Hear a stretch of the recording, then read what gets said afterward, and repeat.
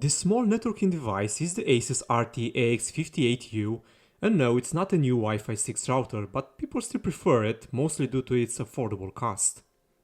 It was curious to see that another Wi-Fi 6 router from the same generation, the RT-AX56U, was discontinued so quickly, but thankfully, the RT-AX58U continues to be well supported. It was still a very naughty move from ASUS. In any case, to open up the router, we do need to remove the 4 screws that are hidden underneath the silicone pads from the bottom of the device. Those antennas can be tucked away since they're not removable. I did first open up the RT-AX58U about 3 years ago, and if my memory serves me well, there was no warranty seal in the way. If you do get the misfortune to see one over a screw, know that at least in the US, they're pretty much meaningless. It's just a way to discourage you from having a peek inside the router. But we're not discouraged by such truffle matters, so the next step involves the use of a prying tool to detach the top part of the RT-AX58U. This should give us a good view of the PCB and the heatsinks that cover most of it. The heatsinks are held by some screws, so it's easy enough to remove them. Now watch me try to take out a screw using a pair of bent tweezers.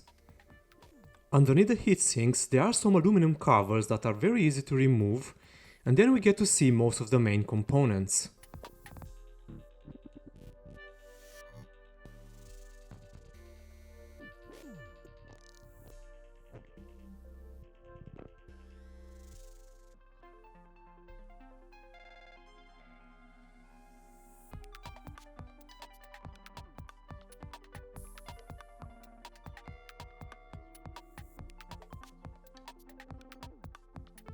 The storage chip is on the other side, and I had two options.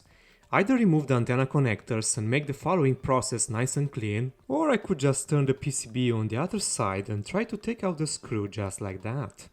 Like a barbarian.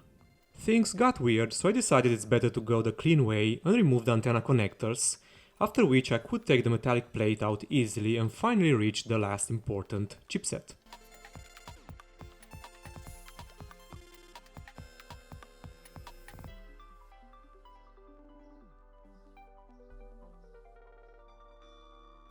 That's about it for this teardown video.